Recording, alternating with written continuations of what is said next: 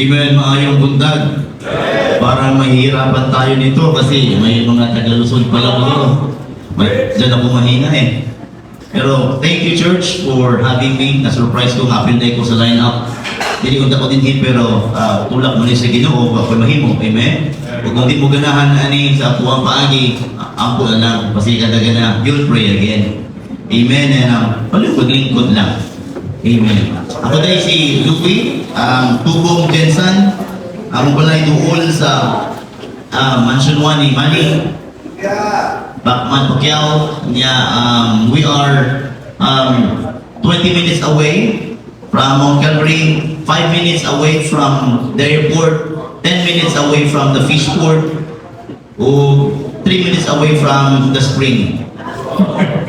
Para ka po nung madanan ba? Anyway, kung gusto mo ato Jensan, ingon ni Pastor TJ, contact lang. Hindi akong number ng contact Amen. Thank you, Pastor TJ, for being a good example to us. You are a blessing. This church is a blessing. And every conference, it's my second time. And still, blessing yun kaayo ang kaning ministry. And sa tahan na kainan ni Pastor TJ, he's a blessing. Amen. And he touched many lives, especially sa mga young pastors. Magpadayon yun. Parang ginahimo, no? Talag sa kita o pastor nga na ay genuine heart for church. Diba? And I am really praying to the Lord, give me that kind of heart. A heart that belongs only for the ministry and for your glory. Not politically, but only for your glory, Lord. The Lord and God, we know this, the church around us needs pastors that really nga, dito bit padulong ba, kanang himayat sa Ginoo. Dili sa dungog, kung dili himayat lang yun sa Ginoo. Now, hindi importante kung isa ko sa inyong tubangan, please open your Bible in the book of 2 Timothy chapter 4. This story here speaks to me. And I know it will be a blessing sa inyo also. Ipalingkod na mo, no? Kung nakulbaan ko, klaro wala ko, kapag sa inyo mo, tindog na balik, please. In 2 Timothy chapter 4. Lahit na yun, no? Pag nakaka sa iban ng church. Amen. Lahit na yun. Anyway, I have this moment, and I'm here just to give you the message of the Lord for everyone. 2 Timothy chapter 4 verse number 11. One verse lang doon sa pagbasa, and we should be knowing the story behind this. First, 2 Timothy chapter number 4 verse number 11. Are you there? Say amen. Ready? Read it aloud. Ready? Read. Only Luke is with me. Take Mark and bring him with thee, for he is profitable to me for the ministry. I'll read it again. Only Luke is with me. Take Mark and bring him with thee, for he is profitable to me for the ministry. Let's pray. First, Father in heaven, we thank thee, Lord, for gathering us back here in Ginoo sa Balay Alampuan. Lord, we're here, Lord, for one purpose. Hearing you and making ourselves, oh God, encouraged, Lord, to do more back in our churches. Father, I pray that you would bless this church. Continue, oh God, sa paggamit ng Pastor TJ as he leads this church and as he goes around, oh God, helping churches. Lord, please bless everybody here. Open our hearts, open our thoughts, give us understanding. Lord, I cannot do this alone. I need your power, oh God, the Holy Spirit, and hide me, Lord, behind your cross. Oh, please, Father, ayaw tuguti kinutautan nga magdominar sa mataguna-huna. And I pray, Father, for the Holy Spirit, Lord, to convince and control every thoughts and hearts this morning. I pray in Jesus' name. Amen and amen. Palihog maglingkod. Now, this story is a very good one. Amen, pastors. Dili biya ko anad yung mag-speak katubangan sa mga pastor kaya naaranggan ko sa among simbahan. Di ko magsilakaw-lakaw yun. Pero naako din mahimo ni angin para sa atong tanan. And I know for sure nga kabalo mo sa story behind 2 Timothy chapter 4 verse number 11 about Paul, yang isampit dinhi ang ngalan nga Mark. And Luke is with me. Take Mark. And we know who's Mark here. Mark here is the writer of the Gospel of Mark, isn't it? Diba? John Mark. He is the writer of the Gospel of Mark. And here makita niyo mga igsoon that Pablo, the Apostle Paul, iyang gi-present si Mark na profitable. Profitable. I want you to mark or to remember the word profitable. I know and I believe every pastor nga naa dinhi karon ang ato ang tuyo o katuyuan nato sa atong kinabuhi bilang pastor is to be profitable. Profitable means valuable, useful, di ba? Beneficial, helpful, dili useless. I'll say it again. Every pastor, I believe, we wanted to be profitable not just for our family, but for God's ministry. Kung wala na ning pulong na profitable sa ato mga igsoon, maybe we're missing some points in our lives. It's time to look back and make ourselves and think back that we need to be profitable for the glory of God. Not just to be famous or not just to be good in many things, but to be really profitable for the Lord. Profitable means valuable. Can we see ourselves valuable to the church? Can we see ourselves valuable to our family? Can we see ourselves valuable in the glory of the Lord? Makita ba nato nga ato ang kinabuhi, valuable, useful, beneficial sa buluhaton sa Ginoo? Because sad to say mga igsoon, nowadays pastors are not dili na profitable for God's ministry. Nahimo na profitable for other things. Sad to see and sad to think about many pastors have become mga igsoon, they are caring about fame, about finances, about anything. O wala na o kalagsaon na kita o pastor nga ay una-una, I need to be valuable in the church. I need to be useful for the Lord. I need to be beneficial for my family. I need to be helpful sa tanang mga membro.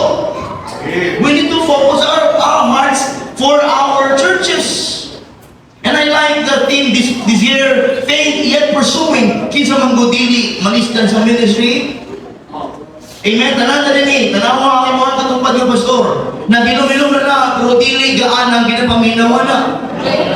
Dili, tanan, dili. Not all of us here are having an easy life. Maybe everyone or many of us here is having a hard time in the ministry. Dili naman na bago.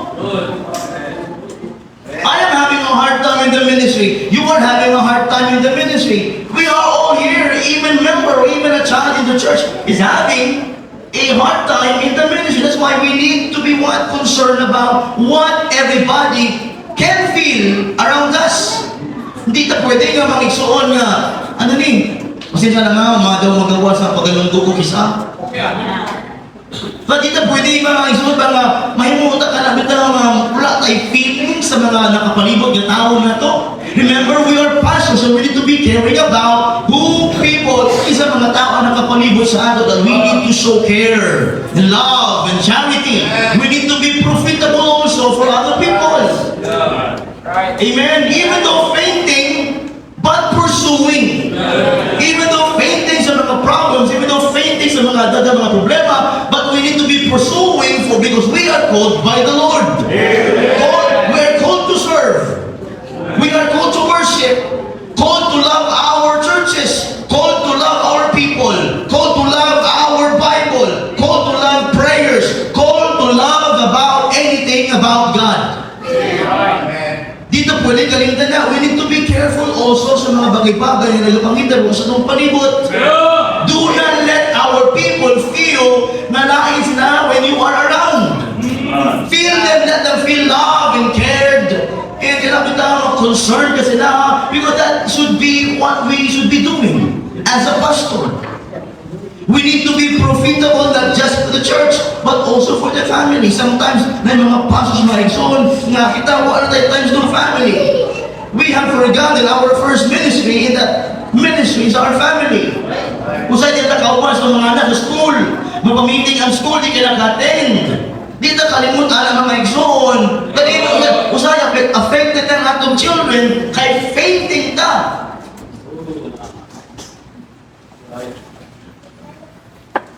Think about your family. Our pastor, Dr. Cecil, is always reminding us, your family is your first ministry. If you fail to your family, you're not, dili ka okay nga pastor. if I fail my family, I am a failure ng pastor. Sakit ng pamalandungan, pero tinuod ba yan? Tama na sa Bible, di ba? A pastor must know, o mas maayos ako mag-lead sa family. And if he cannot, he is worthy to hold a ministry. But you know, so let's go back. Mark. We know Mark, John Mark, the writer of the Gospel of Mark. And here mga igsoon, hindi nga storya pa lang, kanang word yung profitable, bugat ni, profitable. How can Apostle Paul say that John Mark is profitable? Now, if you pastors know the story, mga kabalo lang sa story, di ba? Nani kanang word yung profitable, kabaliktaran ni sa mga nahitabo 20 years ago. Let's go back mga igsoon in Acts chapter number 13, in verse number 13. In Acts chapter number 13, verse number 13, this is the first missionary journey of the Apostle Paul, Barnabas, and Mark, uman-uman nila. But sad to say, kani si Mark, dapat sa 20 anyos, mga 18 to 20 years old pa siya, na mukha na hitabo in verse number 13, now when Paul, his company, loosed Pampakos, they came to Perga in Pamphylia, and John Mark, departing from them, returned to Jerusalem. Now, the scripture doesn't say anything about it after this, but for Saul, if you read chapter 15, mga igsoon, verse number 36, you can see there, nakikalain si Pablo about John Mark. John Mark leads the ministry. Uban-uban sila, pero may kalit sa biya, mga igsoon, yun na, pasalay dapat lakon. Kung wala na may laing dinin ng mga storya biya o after this, but let's go back in chapter 15. Let's go in verse number 36. Na nahita mo lang magkaroon na second missionary journey, ikaw si Pablo in verse 36. And some days after, Paul said unto Barnabas, let us go again and visit our brethren in every city where we have preached the word of the Lord, and see how they do. See how they do. See the care of Paul to the churches that they built. Kasi care yun lagi si Pablo. Serious type sa ministry. Seryoso. Nainay nagbaruganan. Stricto sa ministry. Let's go back and check ang atong mga nahimo na in verse number 37. Listen, look at your Bible, verse 37. And Barnabas determined. Alam word na determined. Grabe ganun, nasa kasing-kasing. Ano yun siya? Determinado siya, kadalon yun si John Mark. Determined to take with them John, whose sure name is Mark. Now verse 38. But Paul thought not good to take him with them. See that? Because of Acts 13:13. Who departed from them from Pamphylia and went not with them to the work. Tanaw 39 of the salvation. Alam mo, word, contention, grabe, big deal sila. Was so sharp. Sharp na lang, tinuod yung big deal ba? Lain man ikaw po, resort ka po, pastor, mag-away. Ang kailan ko pahigaan, pero nakita naman nato. Amen. Same spirit in the ministry. Tayo mga witnesses. I have witnesses in the ministry. You have witnesses in the ministry. Paul and Barnabas are the same persons in the ministry, but they are not same mga attitudes. One showed about love for the ministry. One showed about love for another minister. Pero wala sila yung mga sarap and yung mga inson. All they wanted to do is for the ministry, for the good of the ministry. Dili lain si Barnabas, di ba? Dili ko lain si Paul, di ba? But there was a sharp contention because of a decision. Somehow, some way in our decisions, in our pastoring life, nakikiligin mo yun. Opposition. Maybe it will be your friend or somebody in the church or somebody in your family. But visual mga igsoon, yan last muna, we just wanted to be profitable for the ministry. Amen. Ang kaayuhan lang sa ministry sa Ginoo, ang atong hapon o buwan na laing. Pero in verse number 39, Paul showed something to Barnabas, and the contention was so sharp between them, and they departed. See that? Ang sigig uban uban ka ni bulan na tungod sa usa ka tawo lamang nga nay pagkakamali nga gamay. If you are John Mark this morning, maybe you are novice pa, or maybe dili makatihakaantong or mature, be sure lang unto in what making decisions or making actions. Because it will really affect even though gamay lang. Ang gamay na po na nga. Verse 39 padahin ta, that they departed asunder one from the other. And so Barnabas took Mark and sailed unto Cyprus. Kasi Barnabas grabe gid ka determined to take with him Mark, because Mark is his cousin. Yaman ni pinsan, tatraho ni Usahay ng mga igsoon, pinsan niya ni si Mark. Now verse number 40, and Paul chose Silas and departed, being recommended by the brethren unto the grace of God. And he went through Syria and Cilicia, confirming the churches. If you have a deep study about this story, mga igsoon, ang ilahang pagbulag, naapon maayong hinimuan. Nadagano na nilang buluhaton. Pero somewhere in the story, mga igsoon, dili mawala na ang sharp contention. But this morning, let us focus on this subject, mga igsoon. The title of our message this morning is The Mark of a Profitable Servant. The Mark of a Profitable Servant. Now, unsay marka sa usa ka valuable, useful, beneficial, helpful na mga servants sa Ginoo. And we wanted this. I wanted to be profitable. I wanted to be valuable. But it depends on our motives. It depends on our choices. It depends on our decisions. Now, I will never hold your thought about something. Kay, in this world sa atong pagkapastor, apektado kita binapastor individually according to our associated friends. Yeah. Right.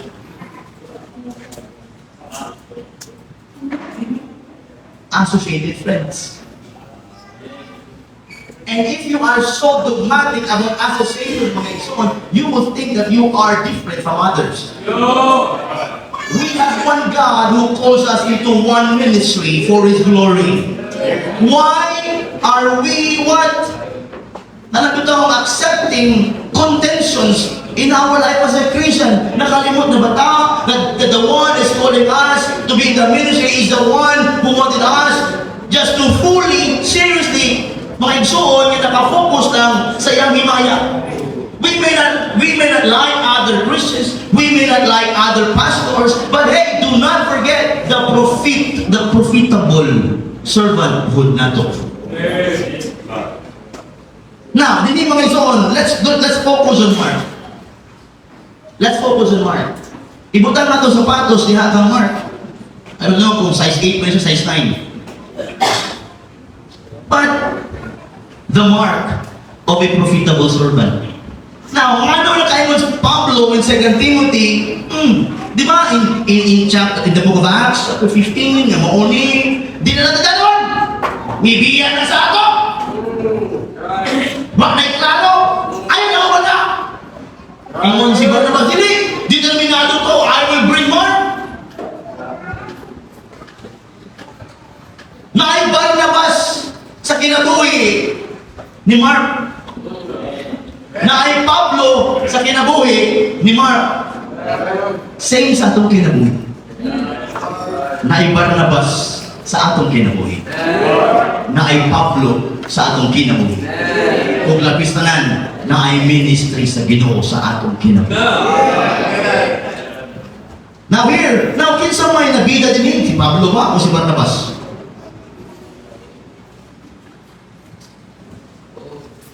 Kinsa may nabida? Baw, ikaw si Mark. Pero wala may siling-diling niya kung sino iyang gipanikan. Pero siyempre, si Barnabas ang nagdala sa iyo eh. Get the go to Amen. best hotel price. Right. Let's put our shoes on Mark this morning. How to be a profitable servant. Because we're here mga igsoon, we need to learn. We need to be profitable really. I need to be profitable. I need to be useful. In the rest, this is our church. God gave you a church. We need to be profitable in our own churches. Not on other churches. Sometimes, somehow, mas maayo ta sa ibang membro kaysa sa ating sariling membro. Remember, you are called to be there in that kind of a church. Be profitable. I'm not a perfect pastor, and you either. But we have a perfect God. I'm not perfect. My ways are not perfect. I have my will, but I fail some. But thank God, I have His perfect words. We have a perfect Bible. And this will be our guide. Not the other books, not the other friends. Dili ni patakuday. Dili ni usaay. Let's go back to basic. Let's think, Lord, how can I be profitable for your ministry? And wala ka na profitable ka na huna-huna mo yung amigo, bubutos mo lang sa mga humbleness and humility. Pride come with what? Contentions. Kung pride, daghan ng away. Pero humble God, ang kalaban namin mo, ato ang mga hindi humble. But if you're humble enough, God will take you up. Kinakailangan magpasikat ka. Because God will take you there. Just do what God wants you to do. Number one, mga igsoon. How did mga igsoon, the Apostle Paul told Luke about John Mark? The mark of a profitable servant. Now, kung siya sa kaning profitable na Luke, ni Pablo, for Mark, kung siya I have three things listed here. I have three things listed here, and I hope mga igsoon nga maminaw lang ta. Ayaw ko ikumpara. This is what God nga ihatag lang sa ako. Amen? No, di ko na bahala sa ila. This is maminaw. But number one, mga igsoon, how to be profitable in the ministry according to the story of John Mark, mga igsoon. Number one, mga igsoon, is this. In chapter number 3 of Acts 13, mga igsoon, na Acts 15, you can see the story. Number one, mga igsoon, nga daw nahimong profitable servant si John Mark in the eyes of the Apostle Paul. Si Apostle Paul, mga igsoon, ready to go. It is his last epistle na nasulat. Anda na siya mamatay. If you can see, paborito kaya nato ni nga book, aning epistle ni 2 Timothy chapter 4. Diba, I fought a good fight. Tatanan din mga famous nga mga lines ni Paul. It is his time, mga papahanaw na. That's why mga in his lifetime, nakita na who is Mark. It's 20 years ago na. Gikan sa katong problema.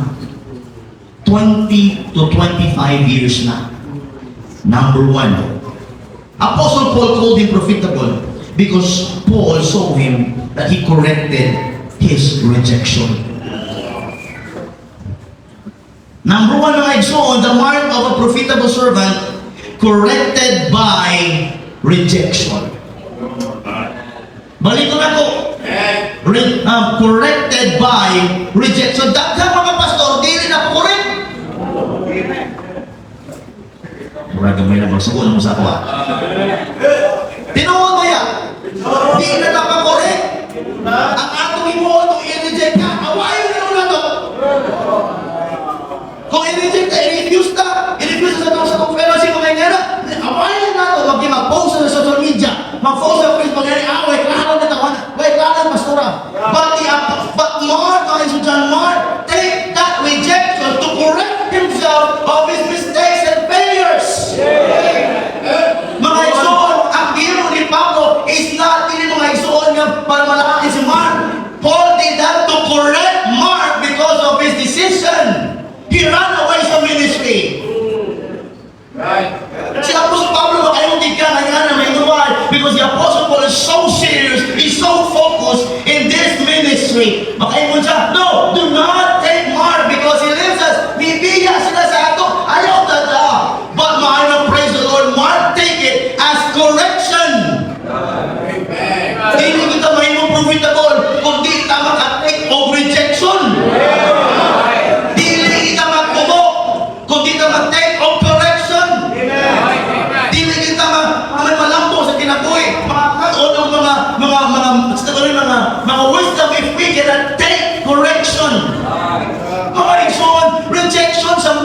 igsoon, is God's ways or God's process to correct us sa atong mga wrong mga decisions.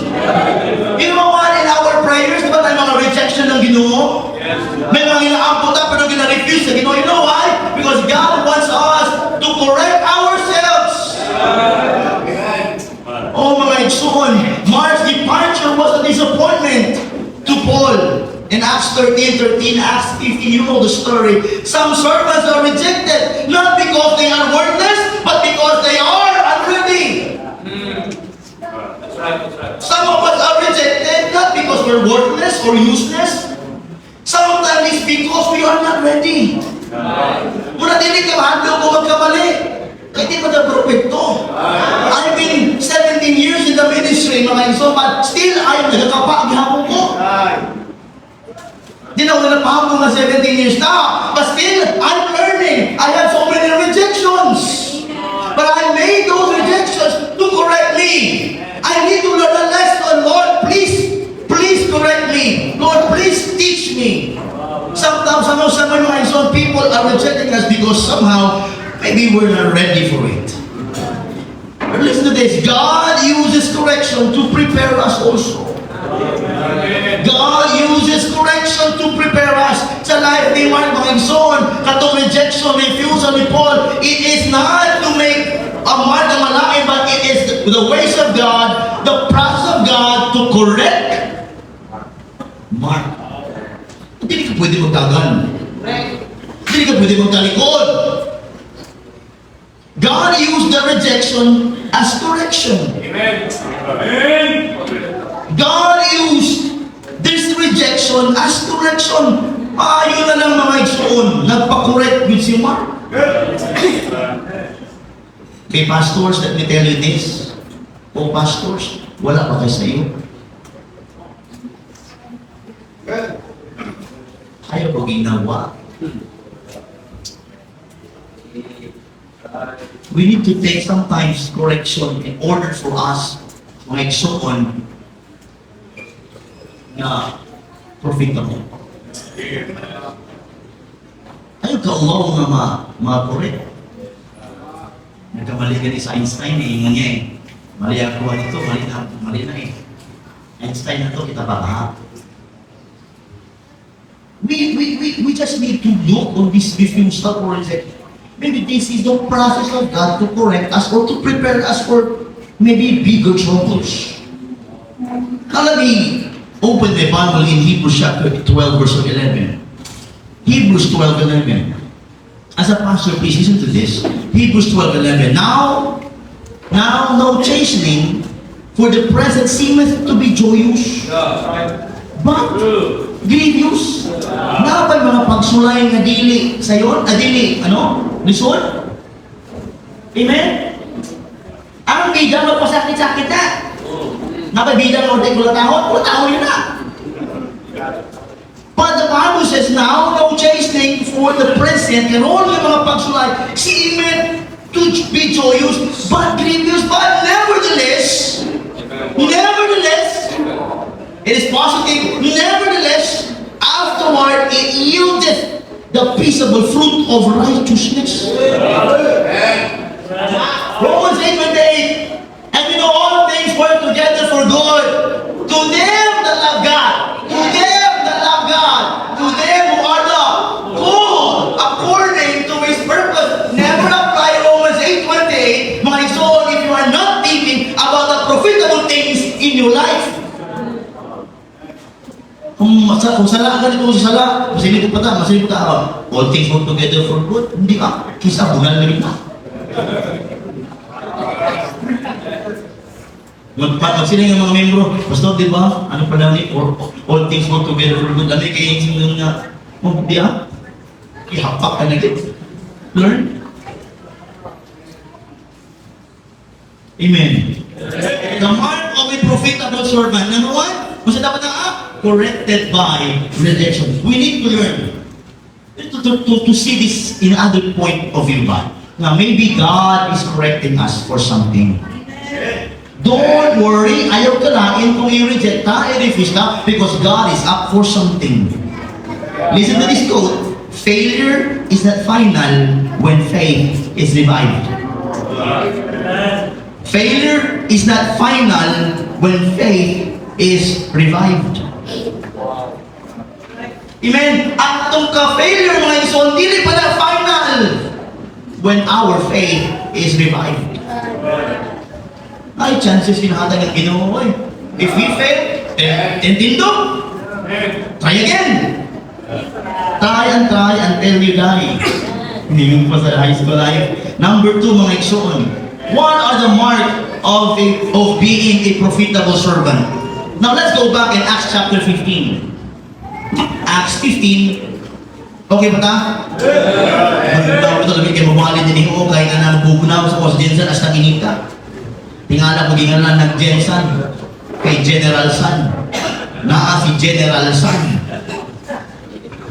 General na araw. Acts 15:36. And some days after Paul said unto Barnabas, let us go again and visit our brethren in Neapolis city where we have preached the word of the Lord and see how they do. 37, look at that. And Barnabas. Si Tio Barnabas. Barnabas determined to take with them John, whose surname was Mark. Ison! Maayo na lang na ay Barnabas. Number 2, di lang corrected by rejection. Number 2, Mark, because natawag siya profitable servant because he was compelled and is revived. Wow! Compelled and is revived. Maayo na lang ay Tio Barnabas who were compelling him. Ayaw kaon lang. Malapit magkatindog balik. And after that, my son, nag-take to correction and he is revived. Look, mga insun, pagtaan si Uncle Barnabas, si Mukina Bui, maybe he's there in your life, compelling you, hey, padayon, kapoy na, padayon, compel your Mark. Or maybe you are the Mark or the Barnabas. Compel somebody na basig na failing na like Mark. He was profitable because he didn't let the refusal cause him to stop. He corrected himself by those refusal and rejection, and he took Mark took the counsel of Barnabas, the love and the charity of Barnabas. That's why he was compelled. Nagpadayon siya, and he is revived. If you will just see the story mga ison in Colossians, you can see mga ison, gibit siya ni Barnabas, gipaalto siya kang Pedro, gipa-disciple siya kang Pedro, and Peter has so many times, kang Mark, o kung basahon ni mga book of Mark, makita niyo it was not really Mark there, it was the statements of Peter about the Lord Jesus Christ in the book of Mark. Oh, mga ison, he was compelled and is revived. Mark didn't stay down, he got back up. Wala sa nagpabiling nag-down. He got back up. Barnabas believed in Mark. Dagan sa ato, kung natin kauban sa ministry, nga na-fail, ang atong ginahimo, pinaka-positive ginahimo, pinaduot pa, kadam. Dili pwede na. We must restore, if you're mature enough and faithful enough in the Lord, you must restore somebody in the ministry kung pwede pa. Now, may mga sala ka din na pwede. Pero kanin si Mark, dili mo rin itong sala ka din na pwede. But I am 17 years old when I gave my life to the Lord. I got saved when I was 12. I grew up in the church. I got baptized when I was 13. I attended camp after camp. But dili nga na kasayo na kinabuhi mo tanon. Failures after failures. But praise God! God gave me a pastor who becomes my Barnabas. Maybe ikaw na atin ni karon because somebody became a Barnabas to you. Amen. Cherish them. Appreciate them. Church, listen to me. Your Barnabas here is your pastor. Na mas yung kinaun sa problema nimo, he was there to pray for you and while helping you to lift yourself back. Mark became a profitable servant. Why? Because he was compelled and is revived. He was rejected but corrects himself. Ayaw mga igsoon, kailangan kung i-correct ka. Paagi na sa Ginoo in the process para mahantong ka. Mark didn't stay down. He got back up. Barnabas believed in Mark. Everyone needs a Barnabas. I need a Barnabas. Tumaan mga past months lang, grabe akong problema. Mga membro nga nalain sa ako because of one preaching. They took it personal instead of spiritual. And I failed. I failed. That's why I'm correcting myself. For me to be profitable naman is why I'm correcting myself. I say to it, Lord, please forgive me if I did something wrong. So ako gigisusi ko, magiging mali. Anak ko, di lang di sila ganahan sa akong giwali. Anak ko ng asawa, pugi ko ng baba ni mo. Ano saya sa pagpito ba kayo ikaw wala na general? Pero kapag dugo-dugo sa ilang putasan. Ano kayo mo na mga pagpipagay nga, dili ka ayaali tungkol kay isa ilang ginapakita. Dili man ta ka ng mga manuok. Mangbirarang ta. Ang atong gahong wala man sa kamot. Pero they took it personal instead of spiritual. The pulpit is for spiritual things, not for personal things. And they took it, o mga membro nga, pareho nila mga utok. Diba? Tama ko. Mga membro nga may ngaray nga natin ang Raymond. Ako lang kung wala na sa inyo ang minesis ang wala.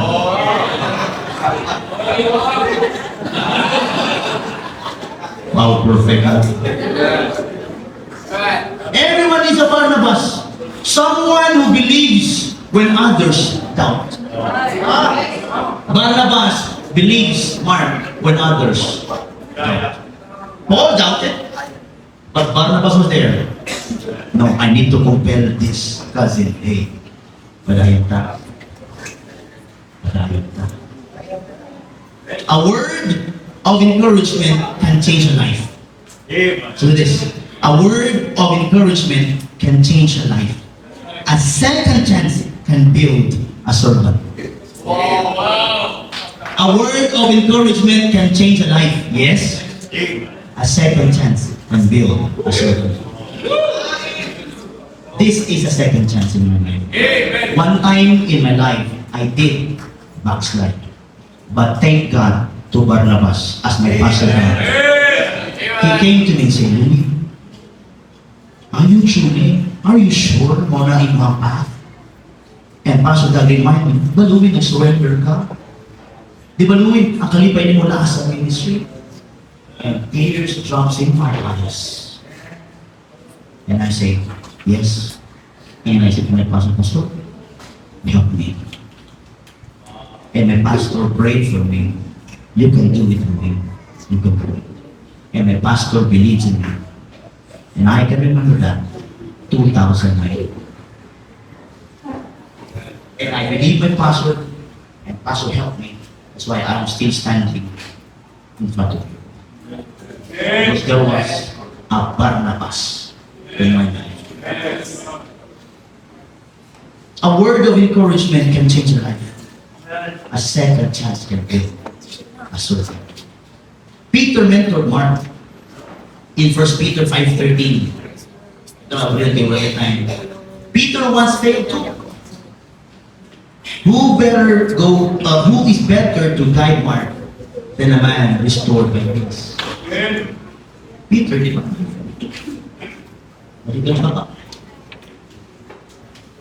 Restoration is proven by faithfulness, not just by feelings.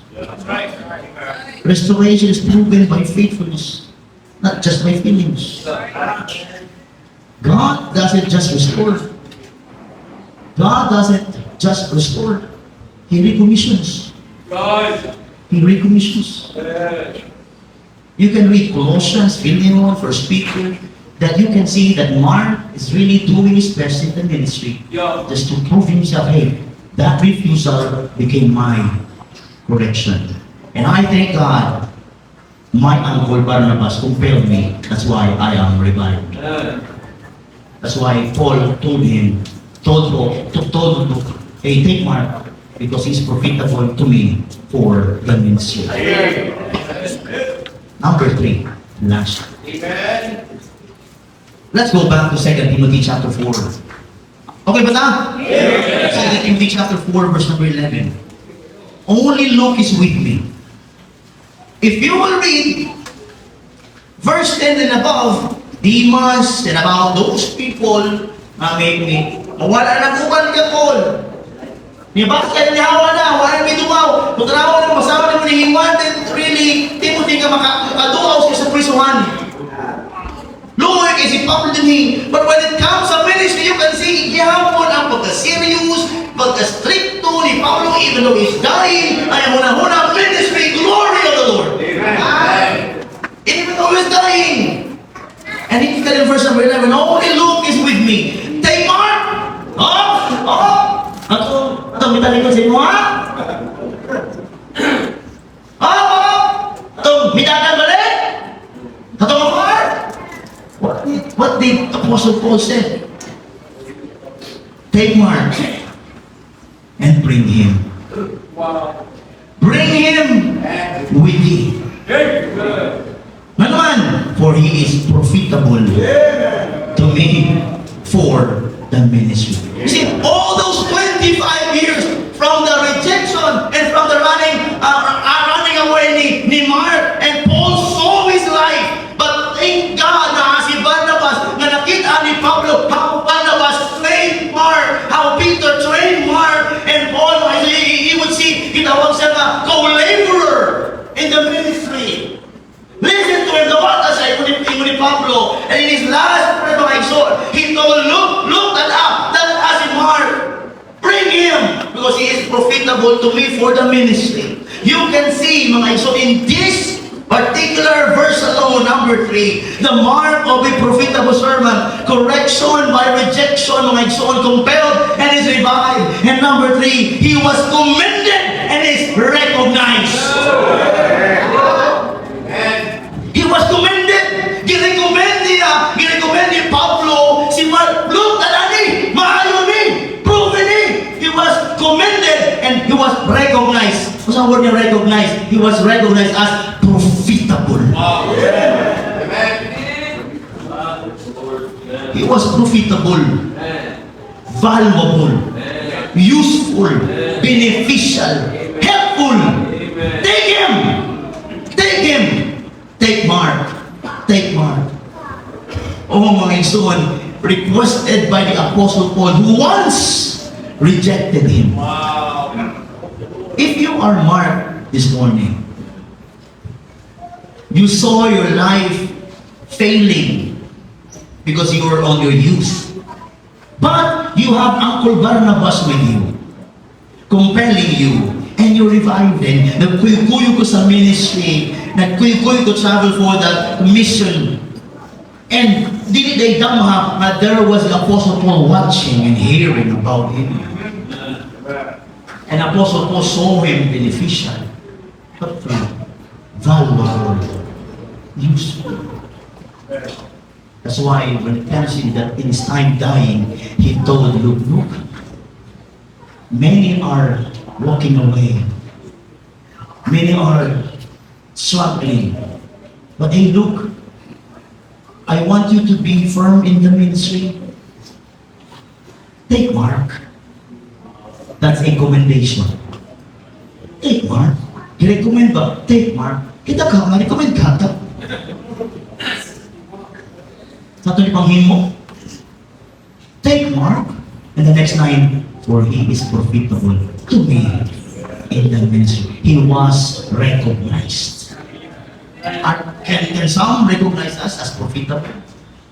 Can our family alone can recognize us as profitable? Oh no. Amen. The man who once abandoned the work is now called profitable for the work. A transformed testimony. Mark was not just tolerated, he was trusted. He was trusted. This was about more than ministry. It was personal reconciliation and a testimony of grace.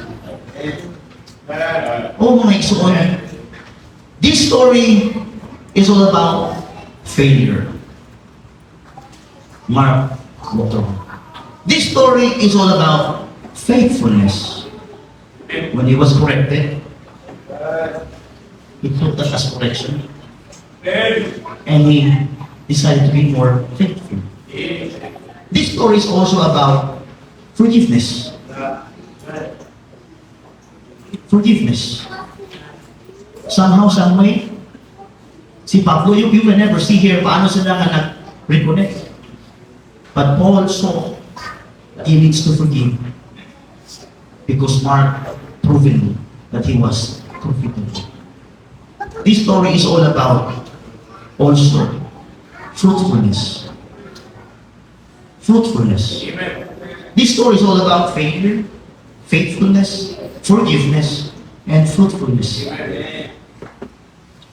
It teaches us that God is not done with those who have stumbled. Failure is not final when our faith is revived. So when we wanted to be profitable, I want to fit life is not all about winning always, winning, but seek that pursuing like Mark. Are we profitable? Useful? Valuable? In the ministry? Can some say that they can commend us and recommend us? Hey, do not forget your Barnabas in your life. They will help you revive. Hey, do not let rejection cause you to mag-stop, but take that rejection, our correction, to correct something wrong in our life. That's the mark of a profitable soul. Father in heaven, we thank you, Lord, for this simple message this morning. And Father, help us, Lord, to get back on our feet. Lord God, help us, O God, we need to be profitable like Mark. Even though mga struggles he had, failures, but thank you, Lord, you sent Barnabas into his life to correct him, to compel him, to teach him, and Peter also. That's why Paul, Lord God, saw him as profitable for the ministry. Father, thank you so much, O God, for